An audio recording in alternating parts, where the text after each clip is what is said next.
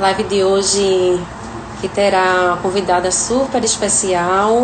O título da nossa live é As Filhas de Eva, Igreja, Demonização, Caça às Bruxas, no qual iremos fazer justamente um panorama histórico, filosófico, um debate sobre a atualidade, que vai justamente caminhar sobre essa história das mulheres, das violências vividas pelas mulheres dentro das instituições religiosas e como essas violências vão acarretar, né, na construção da sociedade, dessa sociedade patriarcal, né, que a mulher está inserida. E aí eu vou já convidar a nossa participante especial de hoje, que é a minha amiga muito querida. Ela está entrando aí, vocês vão conhecê-la. Bárbara Aguiar é assistente social, olha aí. Boa noite, Gabi. Boa noite. Assistente social, participante do Vozes Maria. Eu gosto de ressaltar que é um coletivo de mulheres evangélicas feministas. Gosto muito de ressaltar essa última palavrinha feminista, porque as pessoas tendem a imaginar, né, ou a confabular de que não existe mulher cristã feminista. E aí, são todas hereges, né, e vamos queimar na fogueira juntinho com as bruxas que foram queimadas na Inquisição, né? E é mais ou menos sobre isso que a gente vai falar nessa aula de hoje, né? Sobre essas bruxas que foram queimadas e sobre essa caça às bruxas que a igreja e a religião, a religiosidade, tanto permeou por tantos anos, né? E aí, para dar início a essa live, antes de Bárbara se apresentar, que eu vou deixar ela falar bem muito hoje para vocês, que ela tem muito para nos falar, eu gostaria de falar um pouquinho, bem brevemente, para abrir a aula de hoje, sobre Maria Quitéria de Jesus, né? Eu não vou contar a história dela, eu vou ler um textinho sobre ela e vocês vão entender um pouco quem foi essa mulher. Primeira mulher a entrar no exército brasileiro, na época da independência do Brasil, e que foi travestida de homem, né? Porque não podia, naquela época, obviamente, mulher fazer parte do exército. Mas essa mulher foi, lutou e virou heroína nacional. E vocês aí vão ler esse texto e depois a gente vai fazer alguns comentários e vamos dar início às perguntas e apresentação de Babim. Sempre fomos à luta. Ela, a primeira mulher a participar do Exército Brasileiro, cortou os cabelos, vestiu a armadura, rumo à independência de si, independência de sua nação. Não precisou de indicação ou capital. Foi luta. Entregue às tropas por seu próprio pai, teve seu talento e esforços reconhecido pelo major do exército. Quitéria, heroína de sua história, heroína nossa, não se acomodou com as inconsistências do mundo. Lutou. Aos 10 anos, sem mãe, precisou ser cuidadora das irmãs. Independente, porém, via o globo feito de brasas. Sempre estivera armada de sonhos. Foi revolução. Nenhuma proibição transformou sua utopia em dor. Nenhuma traição aprisionou suas ideias. Isso é ser mulher. Isso é ser resistência. Ser feminista é ser Quitérias, Marias, Marielles, Mirtes. Ao contrário do que a doutrinação induz, não somos a favor da morte, somos a favor da vida. E por que não das nossas vidas? Da vida de todas nós mulheres, né? E agora eu queria deixar Babi se apresentar, Babi para os íntimos e Bárbara Aguiar, a nossa, eu vou dizer ativista, porque ela é realmente uma ativista pelos direitos das mulheres, pelos direitos, eu acredito, humanos de todos. E para além de tudo isso, ela é uma mulher porreta e por isso que está aqui com a gente hoje. Então, eu quero iniciar agradecendo, né, por essa oportunidade e desejar uma boa noite para todos, todas e todes que estão nos ouvindo e dizer que para mim é sempre muito importante quando eu tenho a oportunidade de ouvir ou falar sobre mulheres, sobre as nossas vidas, porque é algo que é muito caro para a gente, é algo que nos foi negado e nos é negado até os dias atuais, e a gente precisa estar refletindo, estar disputando essas narrativas e demarcando os nossos espaços nos diversos locais e lugares da nossa sociedade. Para mim, ganha mais força ainda por ser ainda no mês de março, né?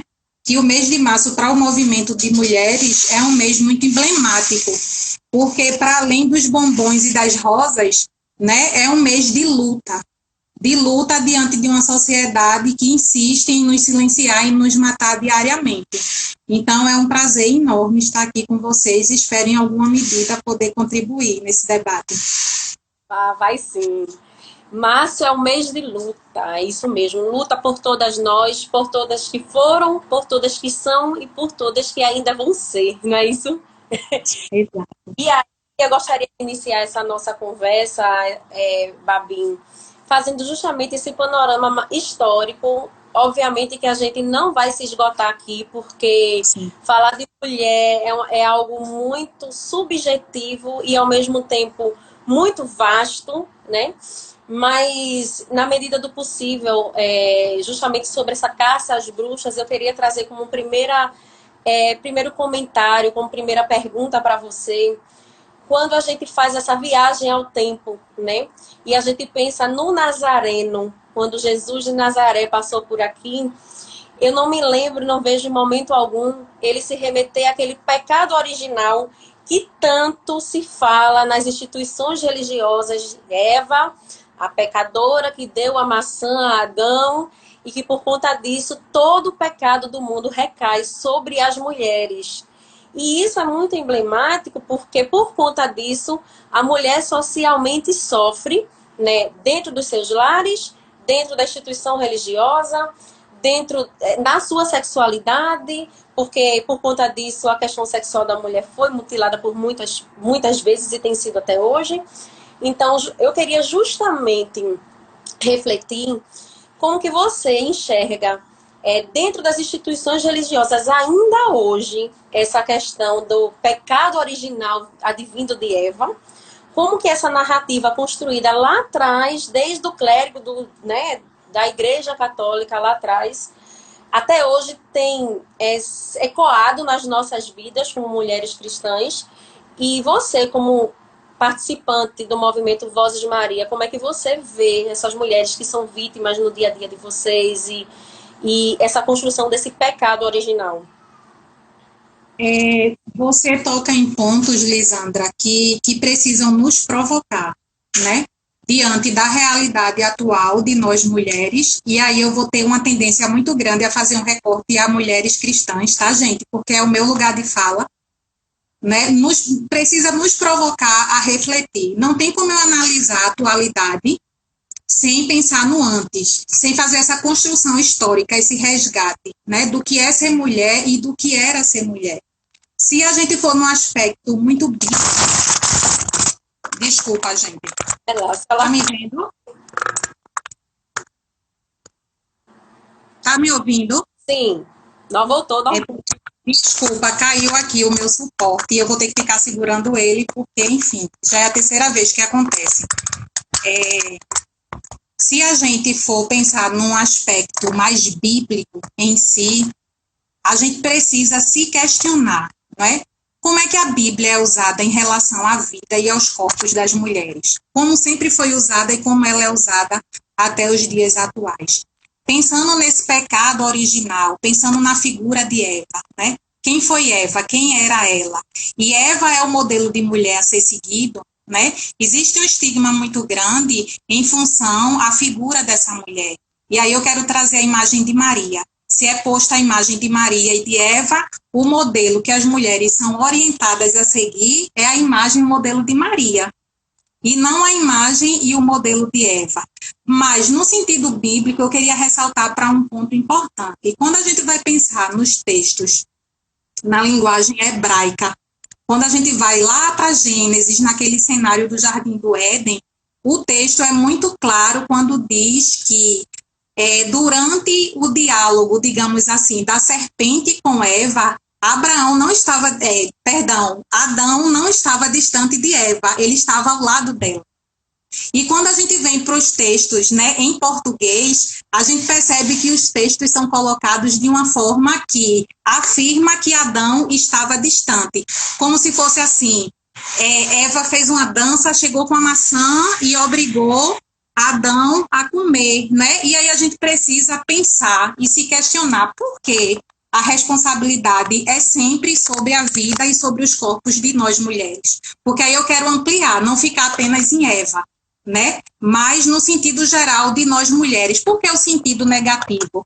A responsabilização negativa é sempre sobre as nossas vidas. Porque quando a criação de um filho dá certo, é o pai que é elogiado. Mas quando um filho se envolve com drogas, ou no mundo da criminalidade, quando um jovem é assassinado, que a mãe fica de joelhos chorando sobre o corpo daquele filho tombado, porque a mãe é culpada pela falência desse projeto que é a criação desse filho.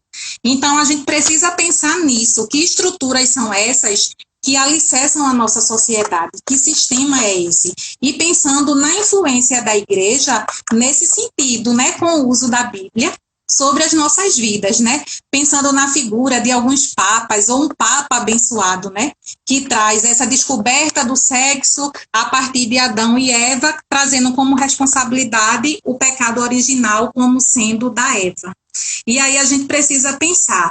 E aí falar das nuances históricas é importante, porque elas vão ter rebatimentos e influências nas instituições até os dias de hoje, até a atualidade. E aí nos leva, inevitavelmente, a pensarmos, a refletirmos e compreendermos o patriarcado. Eu não tenho como discutir sem essas temáticas, com essas temáticas, sem trazer a reflexão sobre o patriarcado. O que ele é? Quem ele privilegia, né? Quem ele fere, quem ele mata, como ele se reproduz. A gente precisa ver o patriarcado como um sistema, né? É necessário fazer esse resgate histórico, porque é na história que a sociedade e suas relações sociais vão se reproduzindo. E aí, é essa lógica patriarcal que levou a culpa como algo associado à imagem de Eva. E que é carregado até hoje a culpa como algo associado ao corpo de nós mulheres. Mais para frente, no decorrer do nosso diálogo, a gente vai poder evidenciar isso. E aí, esse fato se arrasta, gente, até os dias atuais, e eles vão ser determinantes na forma pela qual as mulheres vão acessar os espaços, os diversos espaços, as diversas instituições na sociedade, e também como os direitos das mulheres vão se materializar em suas vidas, ou como eles serão violados, como eles serão fragmentados nessa busca de acesso por esses direitos. E aí falamos de Eva, né? Mas na própria Bíblia a gente vai ter outros exemplos que apontam o quanto o patriarcado, através do machismo, da misoginia, do sexismo, coloca e, infelizmente, colocará a mulher numa condição de subalternidade e de inferioridade. Aí, para além de Eva, quando eu estava refletindo sobre essas questões, os rebatimentos que tomam a materialidade no controle dos nossos corpos, das nossas mentes, dos nossos discursos, eu poderia dar alguns exemplos aqui de Tamar. Como é que Tamar é trazida nos púlpitos das igrejas, pelas lideranças masculinas na hora das pregações? Tamar, naquela época, ser uma mulher viúva era algo que eu vou dizer que era extremamente perigoso para a vida das mulheres. E se essa mulher não tinha um filho, essa mulher não tinha nada, ela não tinha nome, ela não tinha direito à terra, ela não tinha direito a nada. E aí, como é que nas pregações é colocada a figura de Judá, o sogro, e a figura de Tamar? Né? Tamar como uma mulher... a mulher maldosa, né, que usou de malícia para seduzir o sogro, né, e garantir alguma coisa. Eu desminto essas verdades. Eu digo que Tamar precisou ser extremamente estrategista diante de um sogro extremamente violento, misógino, egoísta, com desvio de caráter enorme, para que ela conseguisse sobreviver e se legitimar como mulher naquela sociedade. que era tão cruel. E isso eu estou trazendo exemplos da Bíblia. Aí eu posso lembrar o quê? Da rainha Vasti. Nas pregações, como é que a imagem da rainha Vasti é colocada? Como a mulher que não é sábia, que desobedeceu a ordem do seu rei, do seu esposo. Quem era esse rei? Um cara que estava há mais de 2 dias enchendo a cara, bebendo com outros reis, com outros homens, e que tenta expor o corpo daquela mulher diante de todos aqueles homens como algo natural, colocando a mulher numa posição de objeto, e ela se nega. E aí ela perde o posto de rainha. Né? E veja como isso é violento, e aí vocês que são de vivências de igrejas vão resgatando na mente de vocês como essas pregações são trazidas para nós sobre essas mulheres que eu tenho mencionado aqui, né? Que para mim reflete muito também essa condição de Eva e a condição de muitas de nós na atualidade. Aí eu poderia pensar na H, uma mulher escravizada, né, que não teve escolha, que teve o seu corpo violado. H foi estuprada por Abraão, que é considerado patriarca, o pai da fé. Abraão é sempre muito elogiado, né, muito colocado num pedestal de honra. E em muitas pregações eu já ouvi falar de H como alguém que feria Sara, que perseguia, que promoveu o mal. Gente, uma mulher escravizada naquela época, ela não tinha escolha. Né? E aí a própria Sara também, que aí já é um outro debate, também reproduziu essa violência, e essa mulher foi colocada o quê? Para o deserto, para morrer junto com o filho dela. E qual foi a postura de Abraão? Né? Se a gente pudesse dar algumas características. E aí poderia falar sobre Débora, a juíza Débora, e Jael, né, diante da covardia do comandante Baraque. Débora, ele disse, eu vou, mas se tu fores comigo. E aí, quando a gente vai para os heróis da fé, não é o nome de Débora e Jael que está, é o nome de Baraque. E Baraque foi um grande covarde. Né? Então, a gente precisa entender, né, para além dessa teologia ocidental, né, dessas exegeses, que tentam colocar os nossos corpos em caixas e limitar a potência do que é ser mulher dentro do espaço religioso, olhar com esse olhar de suspeita, inclusive para os textos bíblicos. O que os textos bíblicos anunciam sobre Eva, sobre Tamar, sobre H, sobre Débora e Jael, sobre Maria Madalena, que é tida como uma prostituta e nunca foi uma prostituta. Ninguém se refere a ela como uma discípula de Jesus. Ninguém se refere a Maria Madalena, Lisandra, como uma financiadora. Maria Madalena financiava o ministério de Jesus. E não se escuta falar sobre isso, é numa outra perspectiva. Aí, se eu quiser ser mais ousada nessa noite, eu acho que eu vou encerrar com Dalila. Né, Dalila, eu acho assim, muito forte a imagem de Dalila, porque na atualidade a gente vê o seguinte, quando acontece um caso de adultério nas igrejas, o que é que as pessoas dizem? Ah, mas porque ele foi seduzido por uma Dalila, né?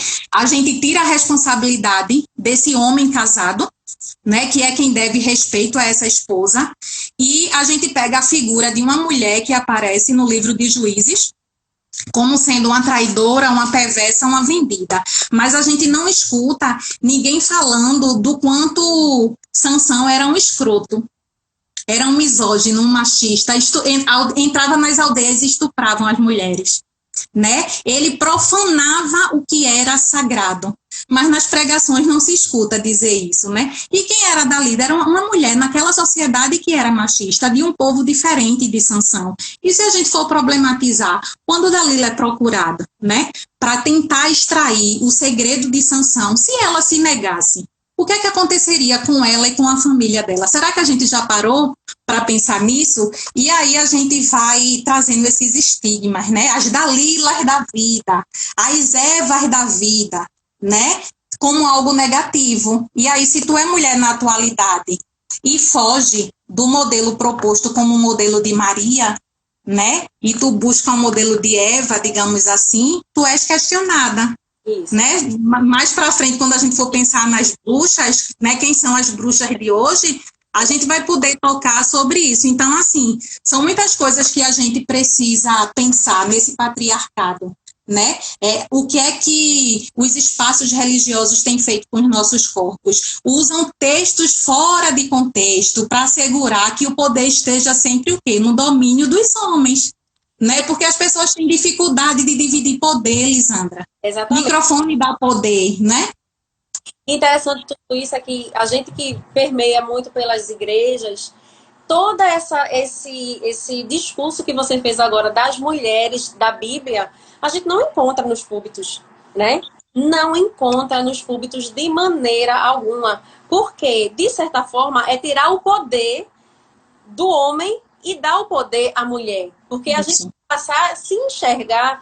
Opa, a Bíblia pode me colocar numa outra perspectiva. Por mais que aquele texto tenha sido escrito por homens.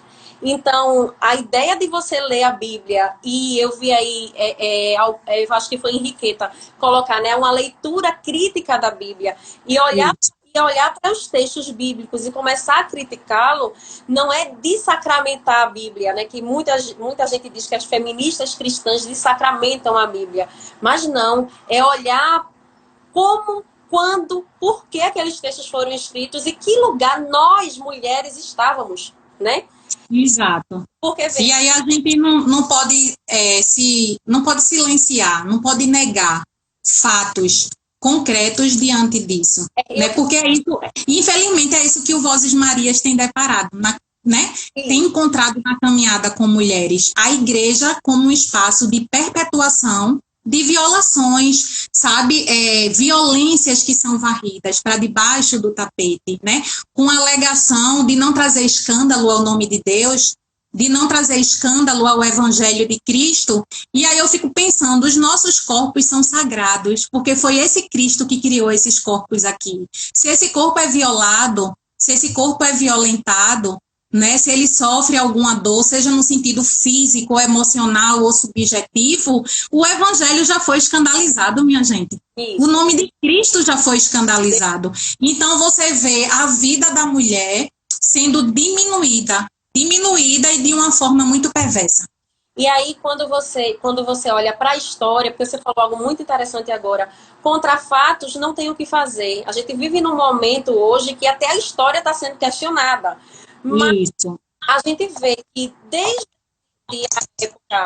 a época da Inquisição, né, que a Igreja Católica tomou de toda a Europa, foram 10 séculos. Foram 10 séculos que o clérigo ficou ali, né, a manipular e utilizando a palavra de Deus como massa de manobra para as vidas das mulheres, principalmente. Né? Mas antes mesmo disso, a gente vê o próprio Platão, Aristóteles, colocando, aí eu vou falar um pouco de filosofia, colocando a mulher numa condição de sexo inferior ao homem, né? O Aristóteles o Platão chega a dizer assim que a mulher é um ser humano incompleto, né? Porque ele diz que é como se fosse um erro, porque o homem, a mulher nasceu sem esperma e o homem nasceu com. E por que eu estou falando isso? Porque mais para frente a Igreja Católica vai pegar o Tomás de Aquino, que vai beber de Platão e Aristóteles, né? Sim. Vai beber disso, vai criar uma nova teoria para dizer que a ciência e a religião precisam andar junto, mas para colocar a mulher de novo nessa condição de ser incompleto e que precisa do homem para se tornar alguém. É como se a natureza... Tomás de Aquino tem uma frase que diz assim, ó: no que diz respeito à natureza, a mulher é defeituosa, mal nascida. Gente, existem frases desses filósofos que vocês vão ficar assim de boca aberta. Quanto mais eu lia, mais eu dizia, meu Deus, quão agressivo é para com as mulheres. Você ser um ser humano incompleto, e aí você vai para a Bíblia. Como é que um padre, né, um homem do clero, vai para a Bíblia e diz assim, como é que ele vai dizer que Deus falhou ao criar um ser humano? A própria mulher. A natureza falhou, então Deus falhou quando criou o homem, né? E aí você vê por quê. O discurso estava nas mãos de quem? Dos papas. Já você falou, fazendo essa retomada, o primeiro papa que botou a cara, né?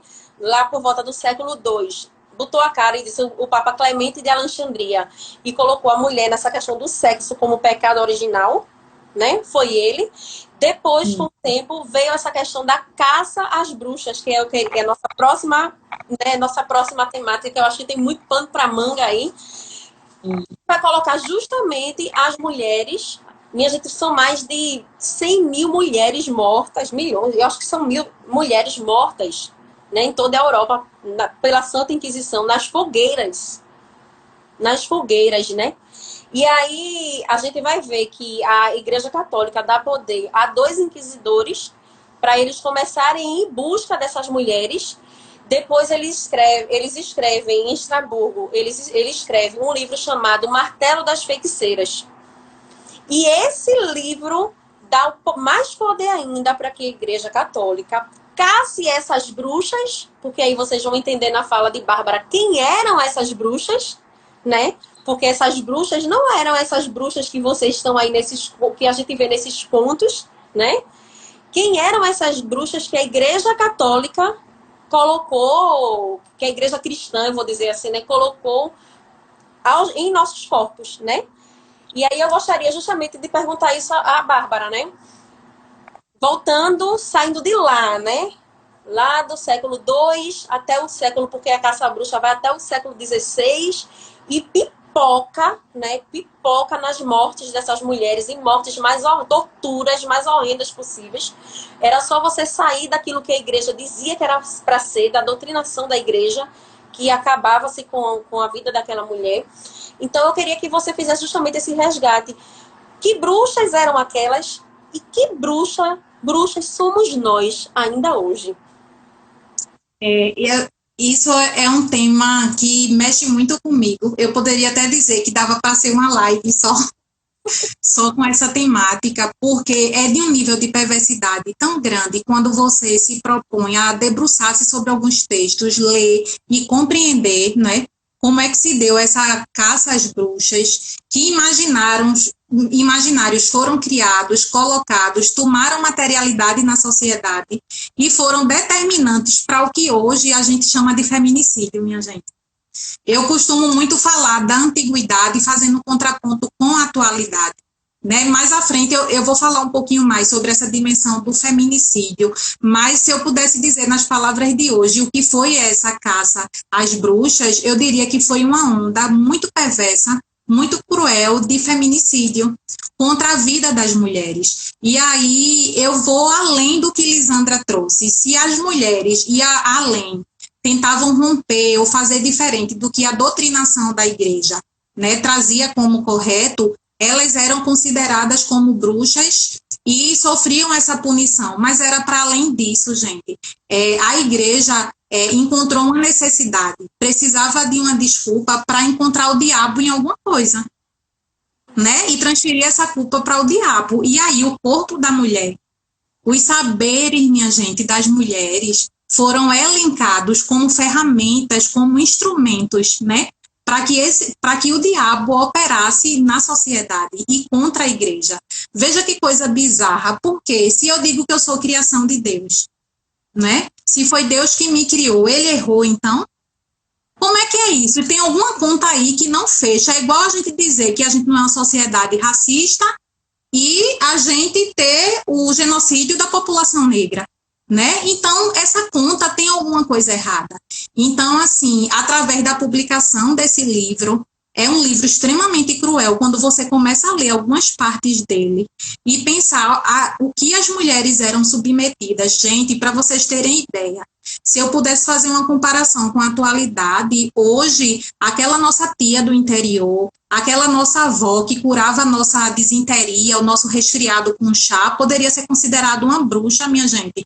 Tem a ver com conhecimentos da astrologia, né? Esses conhecimentos de plantas medicinais, essa coisa da cultura popular, que até hoje sofre uma discriminação, uma violência, um preconceito muito grande, que na atualidade a gente poderia fazer um debate do racismo religioso, né? A questão das rezadeiras, benzendeiras, das parteiras, são essas mulheres que hoje poderiam ser consideradas bruxas e poderiam ser queimadas, como as do passado foram. E aí é um nível de perversidade tão grande e tão injusto, porque eu li algumas coisas do tipo assim, se uma mulher tinha um seio diferente do outro, maior que o outro, Aí era a confirmação de que ela era uma bruxa. Aí eu comecei a pensar, então, assim, todo mundo vai ser bruxa, porque ninguém tem os dois seios, né, completamente iguais. Sempre tem uma diferença.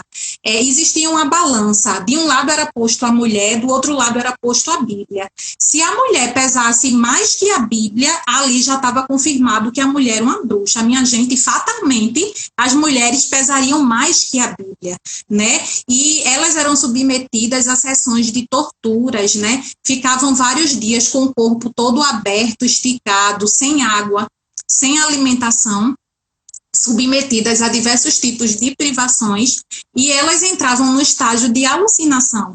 E quando acessavam essa dimensão de alucinação, era quando esses representantes de Deus, da Santa Igreja, encontravam o argumento que eles queriam para confirmar que aquela mulher era bruxa e que a condenação ocorresse. E aí poderia ser através dos corpos queimados nas fogueiras, das cabeças sendo decapitadas, né, o enforcamento. Então vejam que são sempre coisas com muito requintes de crueldade, que sempre vão estar violando esses corpos. É como se a sociedade, a igreja que tem que proclamar amor, cuidado, proteção, que tem que anunciar as injustiças, né, como necessidade de serem vencidas, a igreja anunciava a morte para a vida dessas mulheres. E a gente precisa abrir a mente e entender que a igreja é uma instituição que tem um poder enorme na sociedade, assim como a família, assim como o Estado. E culturalmente, Lisandra, a gente é ensinado que a gente não deve questionar as coisas que são sagradas. Exato. As coisas de Deus, as coisas da igreja. Então, se tu era bruxa, tu tinha que morrer, e eram os homens de Deus que estavam dizendo, e contra fatos não haviam argumentos. E aí eu fico pensando quantas vidas foram ceifadas, né? Eu até peguei um dado que até a idade contemporânea a Europa somou 12 mil julgamentos por bruxaria, com cerca de 50 mil condenações à morte. E aí eu comecei a pesquisar que nos anos 2000, acho que 2014, em São Paulo, uma mulher foi linchada no bairro dela porque disseram que ela era uma bruxa. E ainda nos anos 2000, em algum país da Europa, que eu não vou me lembrar qual foi, ainda houve uma condenação por bruxaria, né? Então, pensando nessa dimensão, né, como é que essas caças às bruxas influenciam nas violências que nós, mulheres da atualidade, vivenciamos hoje na sociedade, mas com esse recorte dos espaços religiosos. E quem são as bruxas de hoje? Eu sou considerada uma bruxa. Você, Lisandra, por promover uma live com essa temática, as filhas de Eva, por que Eva e não Maria? Porque Eva, Lisandra, que é um modelo a não ser seguido, né? E aí você traz palavras muito fortes, igreja, demonização e caixas bruxas, porque essas palavras estão imbricadas e elas tomam um poder muito negativo nas nossas vidas. Então, são práticas do passado que são perpetuadas, legitimadas pela igreja, que culturalmente não pode ser questionada, e que influenciam, sim, até os dias atuais. E aí a gente vê evidência de tantas coisas, né? A gente vê que a gente é o quinto país mais perigoso para as mulheres. Né? A gente precisa se questionar por que tantas leis no Brasil? Por que é necessário uma lei como a Maria da Penha, que vai tipificar os tipos de violência? Por que é necessário uma lei como a lei do feminicídio? Porque a mulher morre pelo simples fato de ser mulher, minha gente. A gente não pode se conformar que a cada 8 minutos uma mulher é estuprada.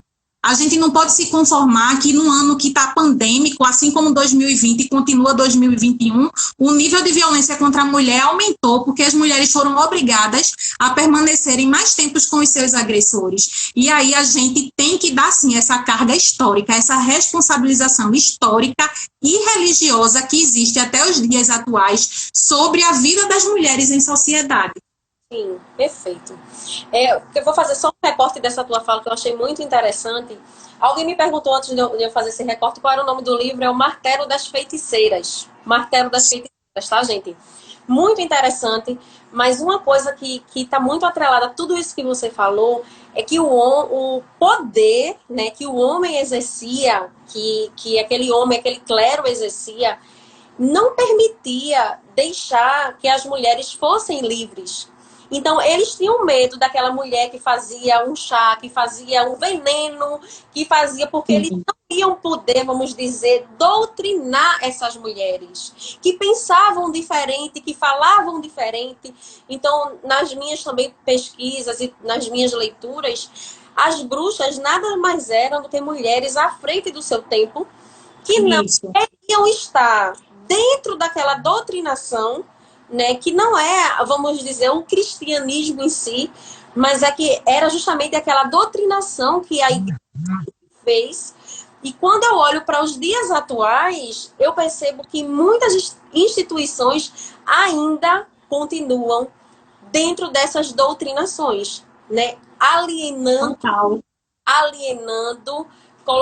subjugando os nossos corpos, porque você, como participante do Vozes de Maria, você acompanha mulheres que sofreram violência dentro dos espaços religiosos. E aí, nada mais é que esses líderes religiosos ou pessoas ou membros dessa membresia vai se utilizar do discurso religioso para matar os corpos das mulheres, as vidas, né? Então, assim, eu li também que alguém colocou que sacrificar a mulher era uma forma de purificação. Gente, isso é muito emblemático, porque, veja, se a mulher era vista como mal, o demônio era a forma de demonização da mulher, o próprio mal era a mulher. Então, vamos dizer que o homem se purificava quando ele maltratava os nossos corpos, matava os nossos corpos. E eu olho para os dias de hoje e lhe digo, viu, que em muitos lugares ainda permanecem caçando as bruxas, né? Totalmente. Totalmente. Às vezes, o que modifica é o cenário, os modus operantes, como eles são executados, mudam um pouco porque o tempo vai mudando, as leis vão surgindo, os direitos vão sendo alcançados, né? A gente vai se organizando como movimento de mulheres e a gente precisa ter uma resposta, não é isso? Mas tu traz pontos muito importantes sobre esse poder de alienação que a igreja opera sobre a vida das mulheres e sobre a vida dos homens também. E teve uma palavra que tu falou que eu acho muito forte.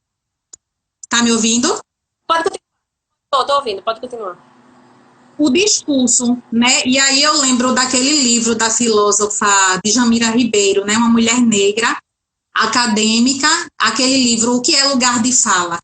E lembro de Paulo Freire também, né? Quando eles dizem assim, que o discurso e a escrita, a letra, ela pode libertar ou pode estabelecer paredes de prisões na vida dos homens e das mulheres. Então, existe uma escolha feita muito consciente, Lisandra, por parte das lideranças religiosas. E as lideranças religiosas têm escolhido ser discurso, ser narrativa, né, de alienação, de prisão sobre a vida das mulheres. E aí a gente precisa se questionar. A igreja tem cumprido o papel dela aqui na sociedade?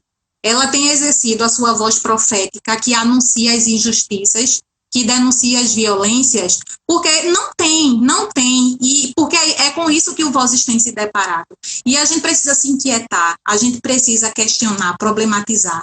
Para além da alienação, se tu é uma mulher dentro da igreja que tu vai contra essa regra, né, de silenciamento, vamos dar um exemplo, uma mulher que sofre abuso de uma liderança religiosa dentro de uma igreja, e ela resolve falar, gritar por socorro, denunciar, dentro daquela própria igreja, ela vai ser tida como uma adúltera, como uma mulher que seduziu, e não como uma vítima, minha gente. Sabe, a gente vê violência sexual, abuso sexual ser tratado como adultério, ou como pecado e não como crime, né? Protegendo esses homens violentadores, varrendo essa sujeira para debaixo do tapete e, mais uma vez, responsabilizando essas mulheres que, na verdade, são vítimas desse sistema patriarcal que foi fundamentado, sobretudo, pela igreja. Sobretudo, a igreja tem essa responsabilidade. E aí, quando eu me volto, Lisandra, para pensar na caminhada de Jesus Cristo de Nazaré, homem periférico, preto, pobre, que não habitava em templos, ele caminhava com povo, minha gente, ele andava lado a lado, vivendo e sentindo as dores das pessoas. E aí eu me lembro do Sermão dos Montes. Bem-aventurados que têm fome e sede de quê? De justiça. O que é que Cristo denunciava na época dele? O Estado, a lei, a política, os impostos abusivos que eram, né, direcionados aos pobres, as violências, as injustiças sociais. Então, se tu é uma igreja, né, que não denuncia as violências, que vai de encontro com esse evangelho do Nazareno, tu estás em contradição. Né? As igrejas precisam refletir sobre isso, porque tem existido uma inversão aí de lógica. E se tu é do lado que busca esse resgate, essa manutenção do verdadeiro evangelho do Nazareno, tu é tida como bruxa. E aí te querem queimar na fogueira da atualidade. Exatamente. E você vê como é interessante que a conta não fecha. Você falou da continha que não fecha, eu vou justamente falar da conta que não fecha. Como que a gente é o 5º país que mais mata mulheres, mas a gente é o país que tem 50% de pessoas católicas, 31% de evangélicos, aí a gente já tem 81% de pessoas cristãs. Exato. Já temos 31% aí. Isso eu vou falar da última pesquisa que foi aí em dezembro do ano passado. Eu estou colocando a última pesquisa. Então, assim, aí as outras religiões ficam lá, né? Bem pouquinho. Ateu, não sei quem, lá, 3%, 1%, 3%. Como é que um país, na sua totalidade cristã, mata tanto as mulheres? Como é que um país, vamos dizer, com 81% de pessoas cristãs, porque os próprios cristãos estão matando as mulheres. E aí... isso se naturaliza. Isso se naturaliza, porque pode ser visto como mimimi, né? Isso aqui que a gente está dialogando hoje, tem muita gente que vê como mimimi, como afronta, mas eu queria como algo que não faz sentido, né? Eu queria fazer uma coisa aqui. Se a igreja mudasse o seu discurso lá nos púlpitos, né? E começasse a contar a história de Tamar, de Dalila, de todas essas mulheres que você contou aí, mas não vai, né? Isso era só uma idealização. Será que esses feminicídios não diminuiriam? Só que o problema é que esse patriarcado está imbuído dentro das igrejas cristãs e evangélicas. Quando não pegam na mão de uma mulher que fala assim, você foi abusada, dentro da minha instituição, eu vou contigo denunciar. Quando não diz assim, eu vou dar minha cara a tapa para bater junto com você para denunciar. Quando uma mulher diz assim, meu marido bateu em mim ontem, e a liderança dessa igreja não diz assim, perdoe, vai orar, irmã, por ele. Não. A mulher sábia edifica a casa. A tola destrói. É isso que as mulheres escutam. Você precisa orar para Deus transformar o coração do seu esposo. Exatamente. Né? Não traga escândalo para sua família, não traga escândalo para a igreja do Senhor. E as violências que essa mulher vivencia. Então, é muito triste, mas a gente precisa constatar, reconhecer, proclamar que, infelizmente, a religião, né, através da religiosidade daqueles que a compõem, acaba alimentando e retroalimentando sistemas perversos que estruturam a nossa sociedade. Aí eu poderia colocar aqui o capitalismo, o patriarcado, o racismo, né? Porque isso que Lisandra traz do percentual de pessoas que se declaram cristãs no Brasil precisa inquietar a gente. E como é que a gente é um país tão cristão e nós somos o país que mais matamos a população LGBTQIA+. Como é que nós somos um dos países mais racistas, que mais mata a juventude negra, minha gente? E como é que a gente consegue ser um país muito perigoso para a vida das mulheres? Essa conta não fecha.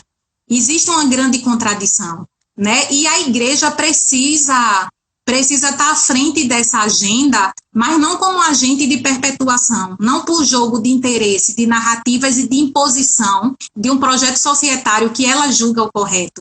Porque esvazia a lógica de um Estado laico, né? Esvazia o respeito à religião do outro e da outra, a espiritualidade, as divindades, o jeito de ser, de se colocar na vida, esvazia a humanidade das mulheres, a humanidade das minorias. Então veja que conta tão cara, né, a igreja tem e que escolha ela tem feito.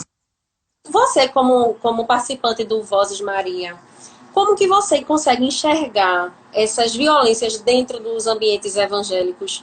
E se vocês encontram dificuldade com essas mulheres de lutar pelos seus direitos, se as instituições aceitam vocês fazerem palestras, se elas aceitam vocês orientarem essas ou outras mulheres que possam vir a sofrer violência dentro das igrejas, porque eu percebo que a estrutura ela não permite que esse canal seja aberto, né?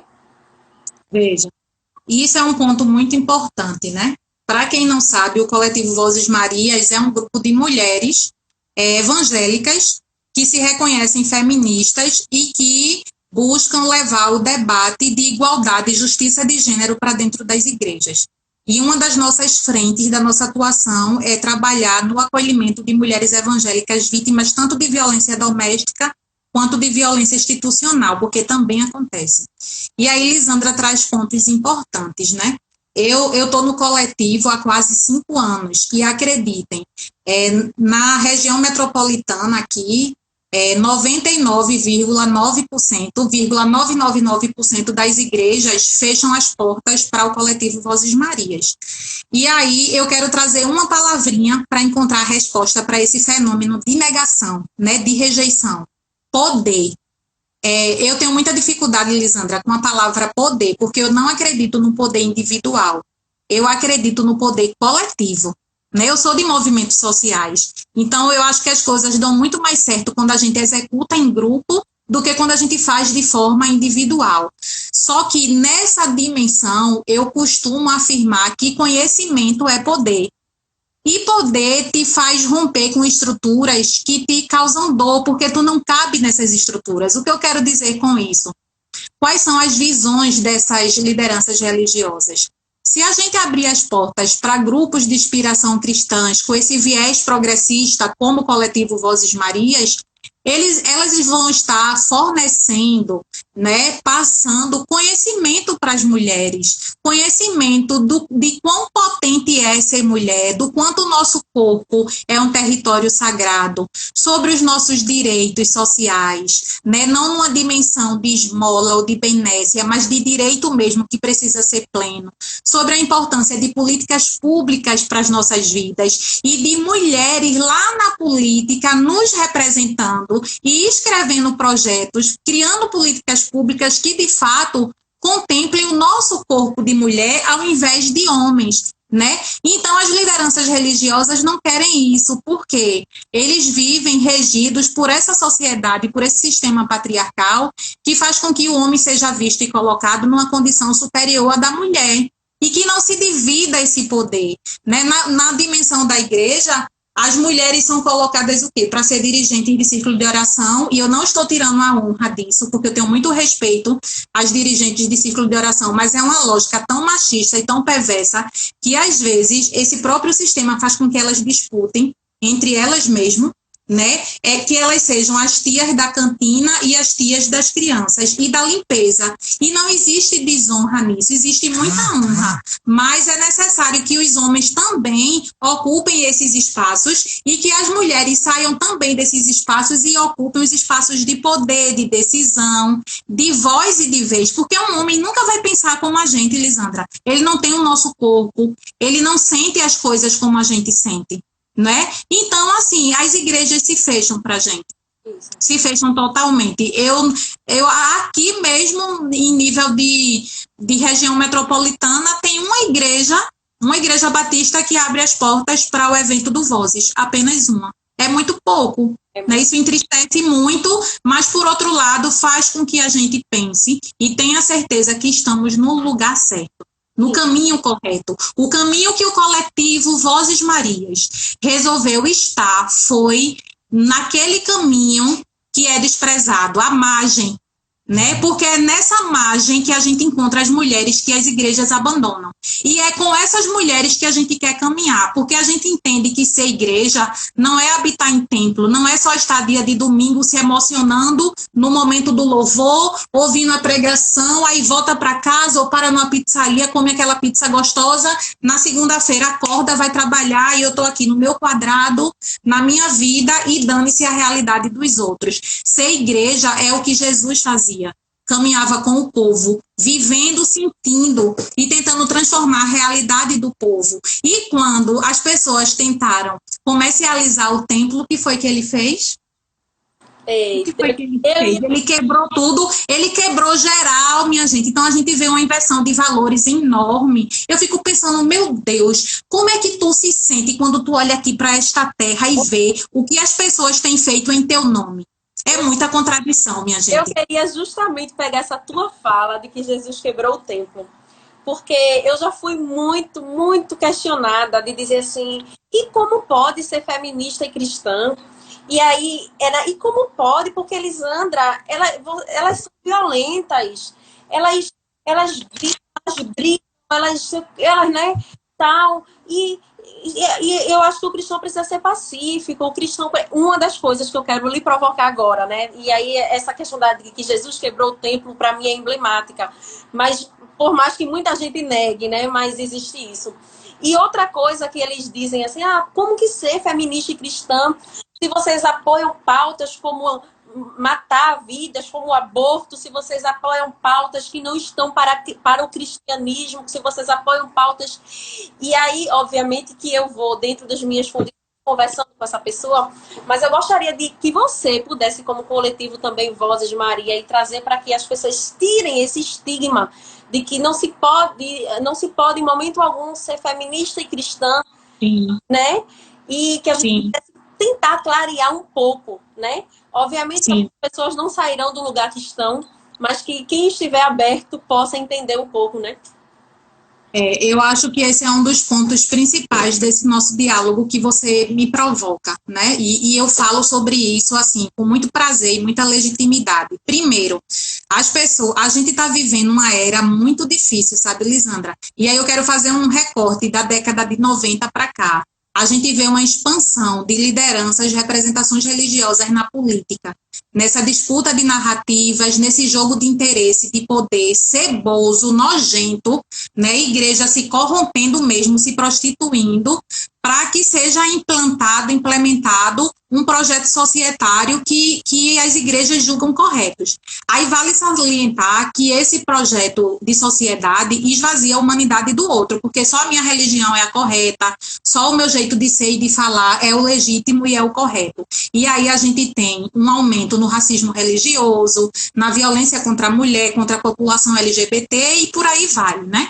E aí a gente precisa pensar nessas questões, porque o resultado está aí, esse governo genocida, negacionista que a gente está, e que tem muita responsabilidade dos cristãos, né? Em peso, a igreja elegeu esse homem que está aí desgovernando o Brasil, sobretudo numa pandemia, um genocida, né? E aí, Bárbara, o que isso tem a ver com feminismo? Tem muito a ver, porque a gente vê um nível de alienação por parte das igrejas, né, e de quem forma essas igrejas, que é bizarra, gente. Vamos parar com essa mania de escutar, por exemplo, coisas sobre o feminismo e não buscar estudar e saber o que é o feminismo.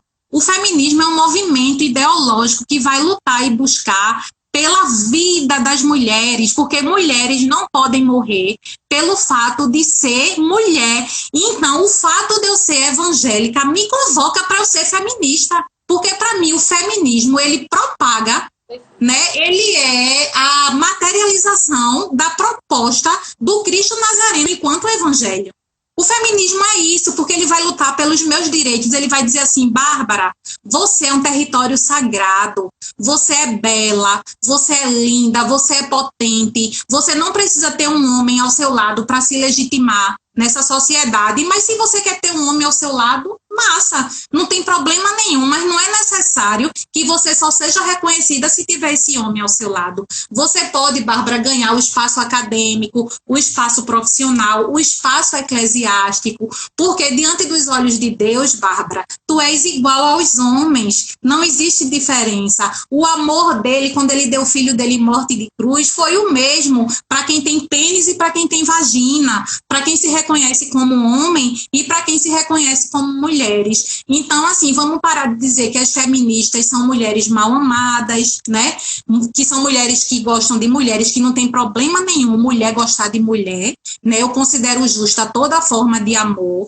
São mulheres mal resolvidas, mulheres que estão sem transar há muito tempo, né? Que bom que eu transo muito com meu esposo e continuo sendo feminista. Se o problema fosse transar ou não, eu não seria mais feminista. Então vamos parar com isso, minha gente, tá? O feminismo, ele é vasto. Ele tem várias correntes e dentro dele a gente vai ter uma linha que é mais radical, né? E aí é uma coisa que é importante dizer. Como é que vocês do Vozes Marias abraçam a pauta feminista? A gente precisa abraçar, porque tem a ver com os nossos corpos. Aí eu vou tocar num ponto que é muito questionado, que é motivo de muito barulho, que é a descriminalização e a legalização do aborto. Aí eu queria provocar quem está me ouvindo nessa noite. Vocês acham que uma mulher acorda de manhã e faz assim... que preguiça, hoje eu tô com a vontade de abortar, vamos abortar. Abortar é muito legal, né? Primeiro que esse termo é uma balela, você é a favor, você é contra o aborto. Não existe ninguém que é a favor do aborto. O que existe é um movimento que luta para que mulheres na condição de abortamento não sejam tratadas como criminosas.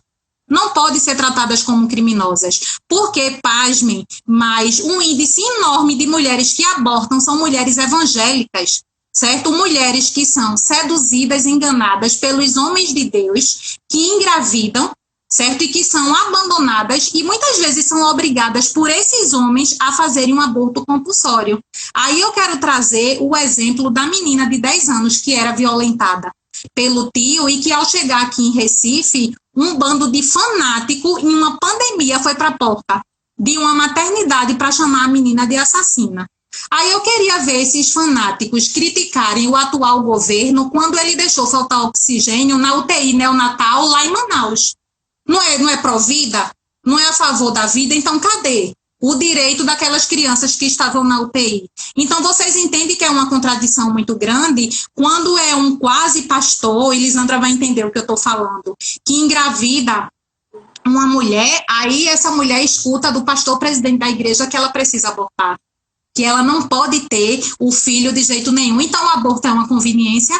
Quando é para jogar a sujeira e os crimes de dentro da igreja, a gente varre para debaixo do tapete e vale a pena fazer o aborto. Mas quando é para a mulher decidir sobre o seu próprio corpo, não. Aí é pecado, é um bando de louca, é profanação, tá profanando o evangelho que é sagrado, né? E aí vejam quantas contradições.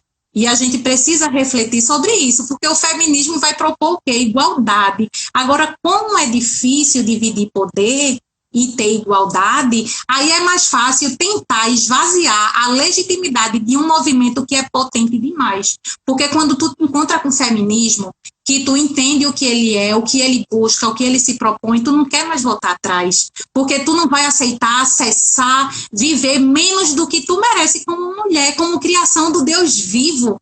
O Deus que é pai, mas que é mãe também, que não tem sexo, mas que foi me colocado sempre como uma figura masculina. E por que não ser uma figura feminina? Por que não a deusa?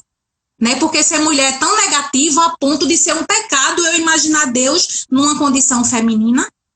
O feminismo me mostrou isso, minha gente. Então, para mim, isso é evangelho e é muito possível.